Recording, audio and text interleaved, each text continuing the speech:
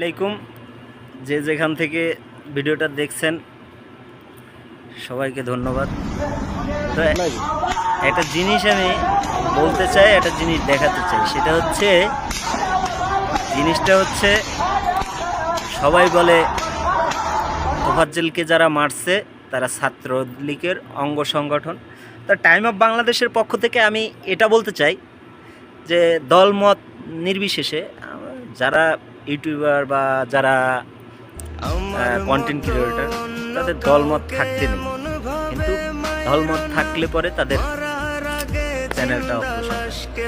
আমার কথাটা হচ্ছে যে ছাত্রলীগ হল থেকে বের করে দিলেন, ছাত্রলীগ বিভিন্ন জায়গায় হলে নাই, এইখানে নাই, সেখানে নাই, ছাত্রলীগ নাই,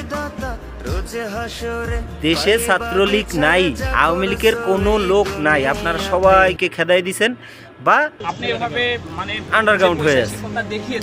তো আমার প্রশ্নটা হচ্ছে তোফাজ্জলকে মারার জন্য ছাত্রলীগ কোথায় থেকে উদয় হইল, এই প্রশ্নটা দেশের মানুষের কাছে। আর এই সামনের এই ভিডিওটা বা গানটা একটু দেখবেন, তাহলে বুঝতে পারবেন যে আসলে অ্যাকচুয়ালি কি। দেখেন তাহলে।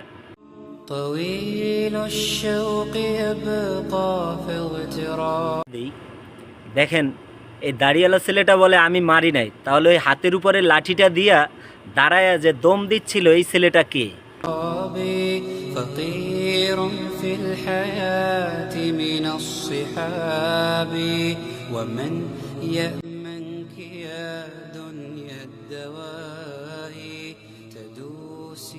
المصاحب في التراب وأعجب من مريدك وهو يدري بأنك في الورى।